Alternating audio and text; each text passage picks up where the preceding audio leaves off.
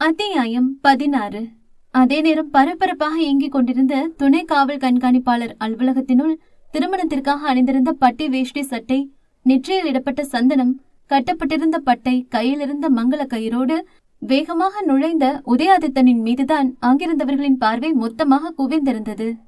Come Uday, very good decision என்று அவனுக்கு கை கொடுத்தவரிடம், எங்க அங்கிள் அந்த என்று பல்லை கடித்துக்கொண்டு கேட்டவனின் ஆவேசத்தை கண்டவர், கூல் டவுன் உதய், அவன் இப்ப ஜிஹெச்ல ட்ரீட்மெண்ட்ல இருக்கான். பொதுவா அந்த மாதிரி கேஸ்ல 2 பக்கமும் நாங்க விசாரிக்க வேண்டியது இருக்கும். ஓ மேல தப்பு இல்லைன்னு தெரிஞ்சாலும் நீ அடிச்சது இப்ப சோசியல் மீடியா நியூஸ்ன்னு கொஞ்சம் காம்ப்ளிகேட் ஆயிடுச்சு. அங்கிள், ஆனா அவன் தளிர பழி வாங்க விழவும் செய்யறான். அவன் மேல டிஃபர்மேஷன் என்ற உதயை தடுத்த சிவனேஷ், அவன் என்ன செய்தான் நான் பாத்துக்கிறேன். இனி நீ என்ன செய்ய போற அத சொல்லு உதய். என்ன சொல்ல வரீங்க அங்கிள், எனக்கு புரியல என்று நெற்றியை நீவி கொண்டே கேட்கவும், எனக்கு மேலிடத்துல இருந்து பிரஷர் கூடி இருக்கு. இப்போதைக்கு அவனோட மேரேஜ் சர்டிபிகேட் பத்தி நான் யாருக்கும் மீடியால சொல்லல. அவன் ட்ரீட்மெண்ட்ல இருக்க வர சமாளிக்க முடியும். அதுக்கப்புறம் உன்னையும் விசாரிக்க வேண்டியிருக்கும் என்று சொல்ல, புரியுது என்பதாக தலையசைத்தான் உதய். சட்டப்படி இன்னொருத்தனோட மனைவியை நீ கல்யாணம் செய்ய இருந்தது மிகப்பெரிய அஃபென்ஸ் உதய். அவன் எல்லாமே பக்காவா பிளான் பண்ணி செஞ்சிருக்கான். நீ நடுவுல வருவாங்கறத அவன் எதிர்பார்க்கல. அவனோட லாயர் உன்னை விசாரிக்காம ஒரு தலைபட்சமா செயல்பட்டா உன் மேல கேஸ் போடுவேன்னு சொல்லிட்டு இருக்கான். எப்பவும் சட்டத்துக்கு சாட்சி தான் முக்கியம். அது அவன் பக்கம் ஸ்ட்ராங்கா இருக்கு. எனக்கு தெரிஞ்சு நீ இதுல தலையிடாம இருக்கிறது உனக்கு நல்லதுன்னு நினைக்கிறேன். அங்கிள், என்ன சொல்றீங்க என்றான் குறையாத திகைப்போடு.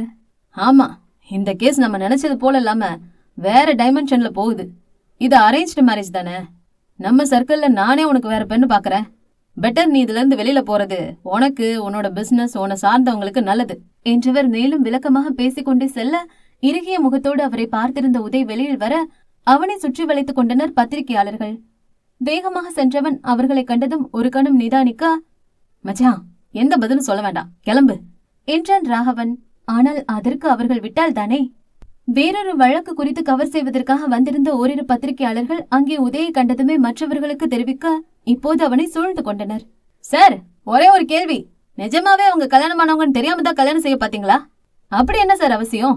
உங்க அழகுக்கும் வசதிக்கும் எத்தனை பெண்கள் கிடைப்பாங்க என்று உதய் முன் மைக்கை நீட்ட அவனோ அடக்கப்பட்ட கோபத்தோடு நின்றிருந்தான்.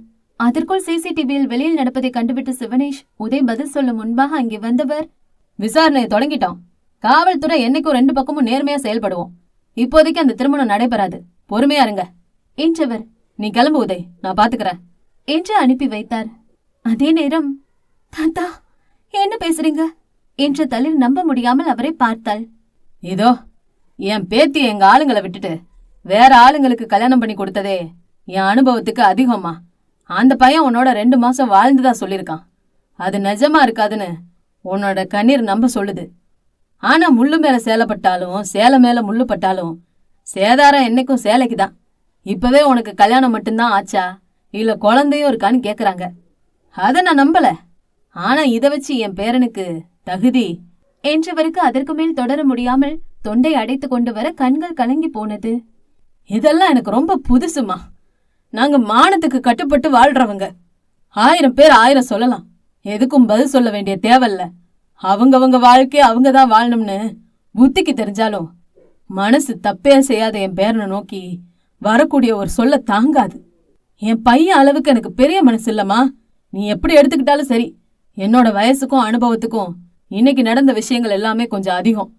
இனியும் உன்னை ஏத்துக்கக்கூடிய அளவு எனக்கு மன தைரியம் இல்ல. தயவு செஞ்சு இந்த தாத்தாவை மன்னிச்சிடு. அச்சோ தாத்தா, என்ன பேசுறீங்க? நான் கல்யாணம் நடக்கணும்னு உங்ககிட்ட விளக்கம் கொடுக்கல. என்னோட கர்மாவை நான் அனுபவிச்சுதானே ஆகணும். ஆனா நீங்களும் அதுல என்று நாசி விடைக்க உடைந்த வார்த்தைகளை சேகரிக்க முடியாமல் அவரை பார்த்தாள். நீயும் எனக்கு பேத்தி மாதிரிதான். ஒருவேளை இதெல்லாம் முன்னாடியே தெரிஞ்சிருந்தா இந்த கல்யாணத்தை நடக்க விட்டுருக்க மாட்டேன். ஆனா இவ்வளவு தூரம் வந்த பிறகு மனசு கடந்து அடிச்சுக்குது. ஒரே பேரமானுக்கு அவன் வாழ்க்கை உன்னால சீரழிஞ்சதா இருக்க வேண்டாம். உனக்கு புண்ணியமா போட்டோம். உன் தங்கச்சிக்கு வழிவிட்டு நீ ஒதுங்கி நில்லுன்னு தான் சொல்றேன் என்று சொல்ல நெஞ்சம் வெதும்ப அவரை பார்த்தாள் இளந்தளிர். அண்ணாமலையின் முடிவை எதிர்பாராத அனைவரும் திகைத்து நிற்க, தாதா என்ன பேசுறீங்க என்று முதலில் பதறிக்கொண்டு நிவி ஓடி வந்தாள். எல்லாம் தெரிஞ்சுதான் பேசுறேன். இனி யாரும் ஒரு வார்த்தை பேசக்கூடாது. அந்த பெண்ணை கூட்டிட்டு போய் தயார் பண்ணுங்க என்றார் கட்டளையாக. அப்பா, ஏன் அவ்வளவு அவசரப்படணும்? என்று தொடங்கிய அம்பலவாணன் எல்லாம் தீர விசாரிக்காம நீ அவசரப்பட்டோட விளைவுதான் என்பதாக அமைந்த தந்தையின் பார்வையில் மௌனமாகி போனார். தாத்தா, என்ன பேசுறீங்க? இது தப்பு. தளிர நிச்சயம் பண்ணிட்டு தங்கச்சியை கட்ட சொல்றது நியாயமே இல்ல. இதனால எல்லாரோட வாழ்க்கையும் பாதிக்கப்படும் என்று சுஜி பதறி கொண்டு வந்தாள். என்ன பேசுற நீ? யாருக்கு யாரால பாதிப்புன்னு இன்னம்மா உனக்கு புரியல? அம்பலா, உன் பொண்ணுக்கு புரியவை என்று சொல்ல சுஜி வேகமாக தந்தையை பார்த்தாள். அவரோ இனி எதுவும் என் கையில் இல்லை என்பது போல விட்டேத்தியாக அமர்ந்திருந்தார். பின்னே நடக்கும் எதையும் எதிர்பாராத அவர் மனம் தொடர்ந்து வந்த கைபேசி அழைப்புகளில் அத்தனை துவண்டு போயிருந்தது. இத்தனை வருட வாழ்க்கை பயணத்தில் அவர் கொண்ட முதல் சறுக்கல், மிகவும் பலமான அடி. அதற்கு யாரையும் குறை சொல்ல முடியாத ஒருவித வெறுமையான மனதோடு இருந்தவருக்கு தென்றலை மணமகளாக கொண்டு வருவதில் விருப்பமில்லை என்றாலும் எதுவும் தன் கையில் இல்லாததை உணர்ந்து மௌனித்து விட்டார். தங்களுக்கான இறுதி புகலிடமாக அம்பலவாணனை நம்பியிருந்த சீதா அவர் மௌனத்தில் ஸ்தம்பித்து போனார். என்ன ஜஹா இது? உன் மாமனார் கல்யாணத்தை நிறுத்துவார்னு காத்திருந்தா இவர் அதே வீட்டுல இருந்து பெண் எடுக்க பாக்குறார். எப்படியாவது இதை நிறுத்தடி, நமக்கு இந்த குடும்பமே வேண்டாம் என்று தங்கையின் காதை கடிக்கவும் மாமனாரை நெருங்கிய ஜெஹாவின் வார்த்தைகள் எதையும் அவர் காதிலே வாங்கிக் கொள்ளவில்லை. தன் முடிவை செயலாற்ற முடிவோடு அமர்ந்திருந்தார். யார் பேச்சுக்கும் அசையாத அண்ணாமலையை கண்ட தென்றலுக்கு அச்சம் அதிகரிக்க உடனே கைபேசி எடுத்தவள், அத்தா பிளேஸ் அத்தா, எனக்கு இந்த கல்யாணம் வேண்டாம், எப்படியாவது எல்லாருக்கும் புரிய வைங்க என்று கண்ணீரோடு உதய்க்கு மெசேஜ் அனுப்பியவள். அதை அவன் பார்க்காமல் போகவும் உடனே அவனுக்கு அழைக்க உதயன் எண் சுவிட்ச் ஆஃப் செய்யப்பட்டிருந்தது. கண்ணீரை துடைத்தவளுக்கு வேறு யாரை துணைக்கு அழைக்க என்று வேகமாக மணமேடை அலசிட அப்போதுதான் ராகவன் அங்கில்லாததை கண்டு ஒருவேளை உதயோடு சென்றிருப்பானோ என்று உடனே அவனுக்கு அழைத்தாள். ஆனால் அவனுமே சுவிட்ச் ஆஃப் செய்திருக்க மீண்டும் உதய்க்கு ஒருமுறை அழைத்து பார்த்தவள் கண்ணீரோடு அனைத்து வழிகளும் அடைப்பட்டு விட்டதை உணர்ந்து தவித்து போனாள். தளிரின் சிவந்திருந்த விழிகளில் கண்ணீர் தன் போக்கில் தடையின்றி வெளியேறிக் கொண்டிருக்க விடைத்த நாசியுடன் அண்ணாமலையிடம், தாத்தா, இந்த கல்யாணம் வேண்டாம். நான் நிச்சயமா உதயோட வாழ்க்கையில இருந்து விலகி போயிடுறேன். நீங்க அவருக்கு வேற பொண்ணு பார்த்து கல்யாணம் பண்ணி வைங்க. ஆனா இது மட்டும் வேண்டாம் தாத்தா, பிளீஸ். தென்றல் வேண்டாம், அவளை விட்டுடுங்க. அவ சின்ன பொண்ணு. நான் செய்த தப்புக்கு அவ என்ன பண்ணுவா? என்னால அவ வாழ்க்கை பாதிக்கப்பட வேண்டாம், பிளீஸ் என்று அவரிடம் மன்றாடியவள், நாங்க முன்னாடியே சொல்லாதது தப்புதான். அந்த தப்புக்கு தண்டனையே எனக்கு கொடுங்க. ஆனா என் தங்கச்சி வாழ்க்கை வேண்டாம் என்று சொல்ல அவரும் கண்ணீர் வற்றிய நிலையில் நின்றிருந்த சீதாவிடம் சென்றவர், எங்களை இவ்வளவு தூரம் வர வச்சு எல்லார் முன்னாடியும் தலகுனிய வச்ச நீதானமா உன் பொண்ணோட கேள்விக்கு பதில் சொல்லணும் என்று அண்ணாமலை பந்தை அவர் புறம் தள்ளிவிட்டு செல்ல ஒரு முடிவோடு மகளை பார்த்தவர், செய்த தப்ப திருத்தி மன்னிப்பு கேட்க நமக்கு ஒரு வாய்ப்பு கொடுத்திருக்காங்க. தென்றலை கூட்டிட்டு போய் தயார் பண்ணு தளிர் என்றார். கரைந்த விழிகளோடு நின்றிருந்த தளிரின் உயிர்கூடு சீதாவின் வார்த்தைகளில் சிதறி போக, மா பிளீஸ், இது வேண்டாம் என்ற மகள்களின் மன்றாடலை ஏற்க சீதா தயாராக இல்லை. மணப்பெண் அலங்காரத்தில் கண்ணீரோடு வந்து நின்ற தென்றலை கண்ட ராஜி, அம்மா மகளுங்க எல்லாரும் ஏற்கனவே பிளான் பண்ணி செய்துட்டு எதுக்கடி இப்ப நீலி கண்ணீர் வடிக்கிறீங்க? இதெல்லாம் தெரிஞ்சுதானே அப்பவே உனக்கு புடவை எடுக்க பார்த்த, அப்புறம் என்ன என்று வெந்த பொன்னில் வேல் பாய்ச்ச பதிலின்றி அவரை பார்த்த இளந்தென்றலின் கண்ணீர் நின்று போயிருக்க ஒரு முடிவோடு உதயின் வருகைக்காக காத்திருந்தாள்.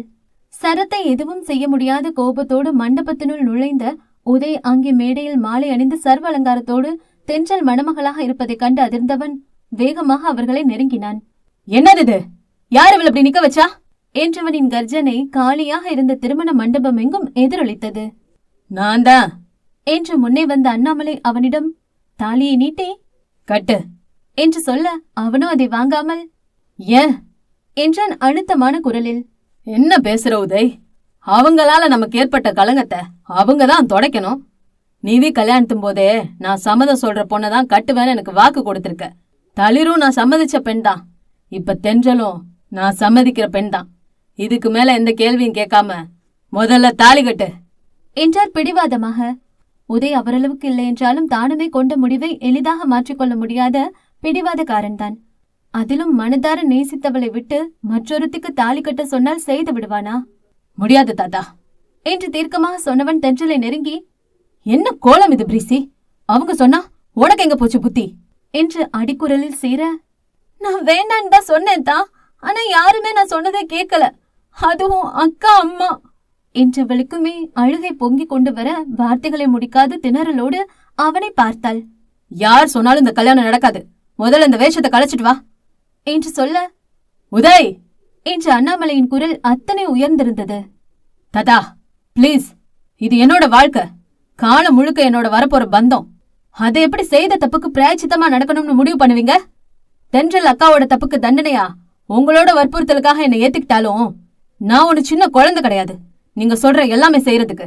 உதய், தளிர் தென்றல் மட்டும் இல்ல, விருப்பம் இல்லாத பெண்ணை கல்யாணம் செய்துக்கிறது எனக்குமே தண்டனைன்னு உங்களுக்கு புரியலையா? சொல்ல போனா தளிர் இடத்துல தென்றலை கொண்டு வந்து நீங்க உண்மையா தண்டிக்க போறதே என்னதான்? புத்தி கேட்டு போய் பேசாத உதய். தளிர் அடுத்தவன் மனைவி. எத்தனை நியாயங்கள் சொன்னாலும் நம்மகிட்ட இருந்து மறைச்சது தப்பு. அதனாலதான் நமக்கு இந்த நிலை.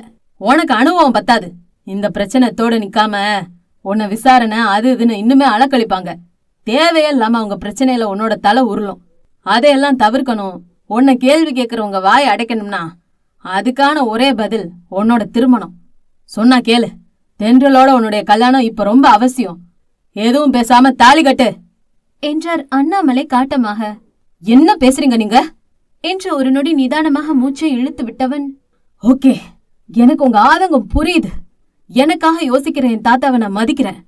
ஆனா ஏன் தென்றல்? அதான் சொன்னனே, அவங்களால ஏற்பட்ட என்றவர் தொடங்கவுமே, போதும் தாத்தா, போதும், தயவு செஞ்சு நிறுத்துங்க. ஏன் இப்படி காலங்காலமா எந்த ஒரு இக்கட்டான சூழல் வந்தாலும் உங்களோட கௌரவத்தை நிலைநிறுத்த பெண்களை பழியாக்குறீங்க? அவளும் உயிரும் உணர்வும் உள்ள மனுஷி தாத்தா. அவளுக்குன்னு தனிப்பட்ட விருப்பு வெறுப்புகள் இருக்கு. திருமணம் பத்தி ஆசை கனவு இருக்கும். அதையெல்லாம் தூக்கி போட்டுட்டு உங்களுக்காக கல்யாணம் பண்ணுன்னு ஏன் நிர்பந்தப்படுத்துறீங்க? அப்படி செய்யக்கூடிய திருமணம் அவளுக்கு வாழ்நாள் முழுமைக்குமான தண்டனை ஆகிடாதா? கட்டாயத்தால கட்டப்பட்ட தாலிக்காக அவளோட ஒட்டுமொத்த வாழ்க்கையை தாரவாத்து கொடுக்கணும்னு நீங்க எப்படி எதிர்பார்க்கறீங்க? நீ சின்ன பையன் உதய், உனக்கு இதெல்லாம் புரியாது. எத்தனையோ பஞ்சாயத்துல யாருன்னே தெரியாத பையனை கட்டிக்கிட்டு இப்ப வர சந்தோஷமா குடும்பம் நடத்துற பெண்கள் இருக்காங்க. நீ சொல்ற வெறுப்பை என் கையில இருக்க மஞ்ச கயிறு விருப்பமா மாத்திடும். சொன்னதை மட்டும் செய். ஓ, இதுக்கு பேருதான் மஞ்ச கயிறு மேஜிக்கா என்று விரக்தியாக புன்னகைத்தவன், இப்படி ஒரு ஏற்பாட்டை செய்ய எப்படி உங்களுக்கு மனசு வந்தது? அவளோட விருப்பம் கனவு எல்லாமே நீங்க ஏற்பாடு செய்திருக்க இந்த கல்யாணத்தால தடைப்பட்டு போகும்னு தெரியாதா? என் தங்கச்சியும் என் ஃப்ரெண்டு விரும்பின போது கூட அவளோட விருப்பத்தை கேட்டுட்டு இவங்க கல்யாணத்தை நடத்த ஏற்பாடு பண்ணினவன்னா, அது எப்படி உங்களோட வார்த்தைக்காக விருப்பமே இல்லாத பெண்ணை கட்டிப்ப நினைச்சீங்க? என்றவனின் அடக்கப்பட்ட கோபம் கண்டு அங்கிருந்தவர்கள் மிரண்டு போயினர். பின்னே எத்தனை இணக்கமாக இருந்த தாத்தாவும் பேரனும் இப்போது ஒருவருக்கொருவர் சளைக்காமல் நிற்பதைக் கண்டு அஞ்சாமல் வேறென்ன செய்வர்? உதய், அவசரப்படாம அப்பா கிட்ட கொஞ்சம் பொறுமையா பேசு. இதுல எல்லாருக்கும் சம்மதம் என்ற அம்பலவாணனுக்கு தந்தையின் இன்றைய அதீத நிலை எங்கே அவருக்கே பாதகமாகி விடுமோ என்ற அச்சம். அம்பலவாணன் எத்தனை முயன்றும் அண்ணாமலை தன் முடிவை மாற்றாமல் போனதில் வருத்தம் இருந்தாலும் மகன் இப்படி அவரை எடுத்தறிந்து பேசுவதை அவரால் பொறுக்க முடியவில்லை. எல்லாருக்கும்னா உங்களுக்குமாப்பா என்று சொல்லிலடங்கா வலியோடு தந்தையை பார்த்த மகனுக்கு பதிலளிக்க முடியாமல் அவர் நகர, தந்தையின் மௌனத்தை சம்மதமாக எடுத்துக்கொள்வதா என்ற கேள்வியோடு சில நொடிகள் தேங்கி நின்றவன் பின் தென்றலை பார்க்க அவளோ அங்கேயே நின்றிருந்தான். அதில் அவன் கோபம் மேலும் கிளறப்பட, ஏன் பிரீசி, எனக்கு வாழ்க்கை கூட நான் உன கேட்டனா? ஏன் இந்த மாதிரி? உனக்கு என்ன தெரியாதா? யார் சொல்லியிருந்தாலும் நீ எப்படி ஒத்துக்கலாம்? முடியாதுன்னு சொல்ல வேண்டியதானே? உன்னோட ஸ்டடீஸ், அப்ராட் கனவு எல்லாம் மூட்டை கட்டிட்டு எந்த நம்பிக்கையில நீ ரெடியாகி வந்து நிக்கிற? அத்தை எப்படி விட்டாங்க என்றவன் சீதாலட்சுமியை தேட, அத்தை ரூம்ல இருக்காங்கண்ணா என்ற நிவி நடந்ததை சொல்லவும் கோபத்தோடு மணமகள் அறையை திறந்து கொண்டு சென்றவன் அவரிடமும் குறையாத கோபத்தோடு பொறிந்து தள்ளிவிட்டான். அப்போதுதான் முகம் கழுவி ஓரளவு தன்னை மீட்டெடுத்திருந்த சீதாவிடம், அத்த, நான் தெரியாம தான் கேக்குறேன். நீங்க மாமாவை லவ் பண்ணி தானே கல்யாணம் பண்ணிக்கிட்டீங்க. நீங்க ஆசைப்பட்டு அவரோட வாழ உங்களுக்கு உரிமை இருக்குன்னா அது உங்க பொண்ணுக்கும் இருக்குதானே? அப்படித்தானே எல்லா அம்மாவும் நினைப்பாங்க. ஆனா எப்படி நீங்களே அவளோட உரிமையை மறுத்து இப்படி கட்டாயப்படுத்துவீங்க? இது சரின்னு நினைக்கிறீங்களா அத்த? பிரீசி சின்ன பொண்ணு, உங்க மிரட்டலுக்கு பயந்து ஒத்துக்கிட்டு இருந்திருக்கலாம். ஆனா யார் என்ன சொல்லியிருந்தாலும் நீங்க எப்படி இதுக்கு ஒத்துக்கலாம்? என்றவனை நன்றி பெருக்கோடு பார்த்த சீதாவின் மனம் நெகிழ கண்களை மூடி அவசரமாக கடவுளுக்கும் கணவருக்கும் தன் நன்றியை தெரிவித்தார். அத்தை எமோஷனல்ல பேசியிருக்கலாம், தாத்தாவும் சொல்லியிருக்கலாம். ஆனா உனக்கு என்ன தெரியாதா? எதுக்காக அவள் இப்படி அலங்காரம் பண்ணி நிறுத்திருக்கீங்க என்று சுஜியையும் விட்டு வைக்காமல் உதை பிடித்து கத்த, அண்ணா அக்கா அல்ல என்ற நிவி அவசரமாக வாயை விட்டவள் சட்டென்று சுஜியின் சைகையில் மௌனித்து விட்டாள். என்ன இல்ல நிவி என்று புருவத்தை கீறியவாறு கேட்டவனிடம், ஒன்னும் இல்லனா என்றாள். அக்கா இல்லன்னா வேற யார் இவளை ரெடி பண்ணது என்று அழுத்தமாக நிவியை பார்க்க அவள் பார்வையோ தன் போக்கில் இளந்தளிர் மீது படிந்தது. அப்போதுதான் உதயும் அவளை பார்க்க திருமண புடவையோடு இருந்தவளின் காதிலும் கழுத்திலும் எந்த நகைகளும் இல்லாதிருப்பதை கண்டவனின் விழிகள் அவசரமாக அவள் கைகளில் படிந்த அடுத்த நொடி உதயன் விழிகள் அப்பட்டமாய் வழியை காண்பித்தது. தான் அணிவித்த வளையல்கள் தென்றலுக்கு இடமாறியிருப்பதை கண்டவனுக்கு தான் கொண்ட வலி கோபமாக உருமாற வேகமாக அவளை நெருங்கியவன், உனக்கு என்ன தைரியம் இருந்தா நான் போட்ட வளையல உன் தங்கச்சிக்கு மாத்திருப்ப. அவளை நீ எப்படி கொண்டு வந்து நிறுத்திருக்கியே? எப்படிடி? எப்படி உன்னால முடிச்சது? கல் நெஞ்சுக்காரி, யார் சொல்லி இருந்தாலும் நீ இதை செய்யலாமா? சொல்லடி என்று அவளை பிடித்து உலுக்கியவன், அப்போ உனக்கு நான் ஒண்ணுமே இல்லையா? அவ்வளோ ஈஸியா போயிட்டனா என்று நெஞ்சம் விதம்ப கேட்க மௌனமாக அவனை பார்த்த தளிர், சாரி, இதை தவிர எனக்கு வேற எதுவும் சொல்ல தெரியல. இந்த ஒரு வார்த்தை எதையும் மாத்திடாதுன்னு புரியுது. ஆனா எங்களால முடிச்சது இது மட்டுமே என்றவளின் பார்வை தென்றலை தழுவுவதை கண்டவனின் கரம் வேகமாக உயர்ந்து விட்டது. சடுதையில் நிதானித்த உதய் கரத்தை இறக்கியவாறு, வேண்டாம் தளிர், ஏற்கனவே கொதிச்சு போயிருக்க. என் கோபத்தை கிளறாத, அப்புறம் தாங்க மாட்ட. வலையில மாத்தலாம், நகை மாலைய மாத்தலாம், ஆனா என்னைக்கு இருந்தாலும் நீதான் என் பொண்டாட்டி. உன்னால முடிஞ்சா மாத்தி காட்டடி பாக்கலாம் என்று அடிக்குரலில் சிறியவன் வழக்கத்திற்கு மாறான அவள் அழுத்தத்தில் மேலும் வாதிட விரும்பாது விலகி மற்றவர்களிடம், எல்லாருக்கும் ஒரு விஷயம் சொல்றேன், நல்லா புரிஞ்சுக்கோங்க என்று தொடங்கிட உதயின் விழிகள் வைஷுவை அவசரமாக தேடியது.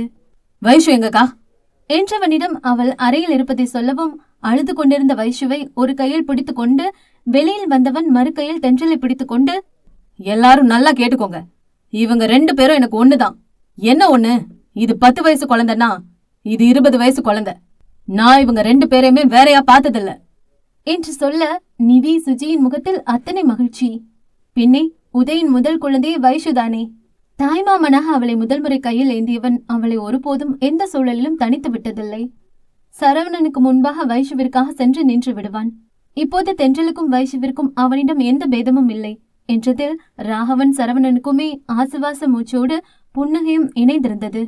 எப்படி நீங்க இவ்வளவு கொண்டு வந்து தளிர் இடத்துல நிறுத்துவீங்க என்றவன் பெரியவர்களின் முகத்தில் இருந்த திகைப்பை கண்டு, ஒத்துக்கிற, கண்டிப்பா நம்ம எதிர்பார்க்காத பிரச்சனை வந்துருச்சு, இல்லன்னு சொல்லல.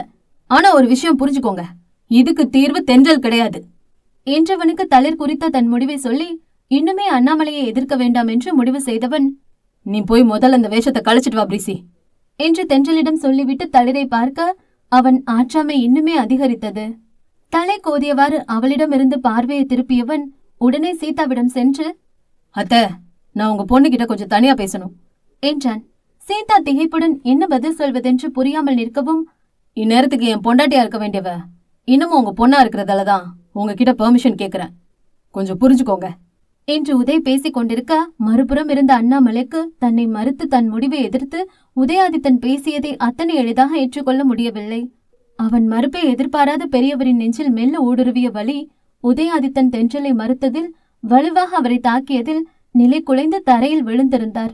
அடுத்த சில நிமிடங்களில் அண்ணாமலையை தூக்கி கொண்டு உதய் வெளியேற மற்றவர்களும் அவனை தொடர்ந்திருந்தனர்.